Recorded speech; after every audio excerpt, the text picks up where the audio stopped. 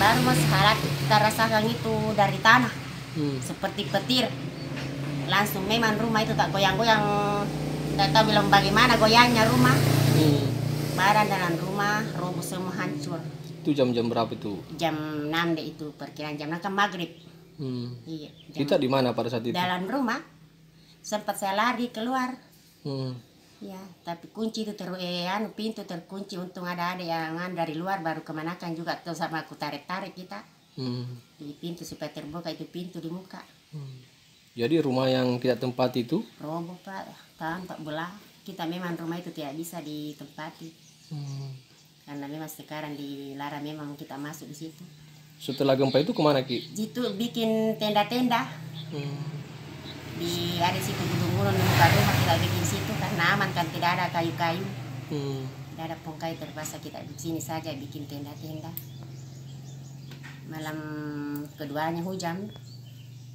Hujan di Palu sebentar saja waktu malam. Berapa kali itu kita rasakan getaran itu? Pertama hari Sabtu. Kedua kali memang itu hari Sabtu Pak toh, tapi tidak seperti saya pusing. Jumat jam 3 kita rasakan lagi itu jam 3. Jam 6 itu kayaknya karena maghrib toh, persis maghrib. Itu yang paling dahsyat. Tengah malam lagi ada lagi anunya, tapi sama dengan jam 3. Itu saja waktu maghrib dahsyat sekali toh. Jadi panik waktu itu, panik. Iya. Andai kita tidak keluar dari rumah mungkin tertimpa. Ya mungkin juga karena ada rumah di situ meninggal 2. Mungkin itu kita masih diberi peringatan toh. Kita bisa bagaimana supaya bisa keluar dari rumah. Ke Palu itu hari dalam rangka apa? Pesta dengan menjenguk anak yang kuliah di STAIM. Di STAIM Palu. Iya. Berapa hari di Palu baru kejadian itu? Berapa hari itu Pak, saya ke Palu hari Rabu 2 minggu.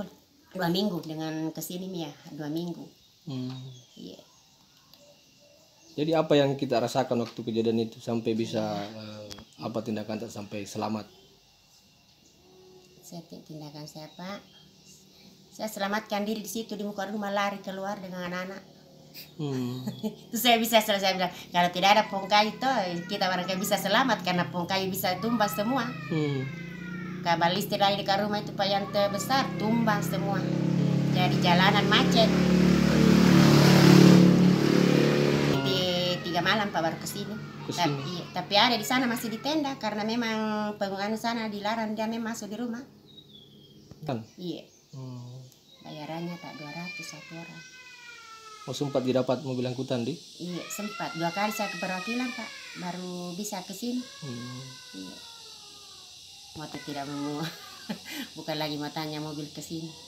Tapi memang keras Bu goncangannya di? Ya keras. 7, berapa itu ya susulannya?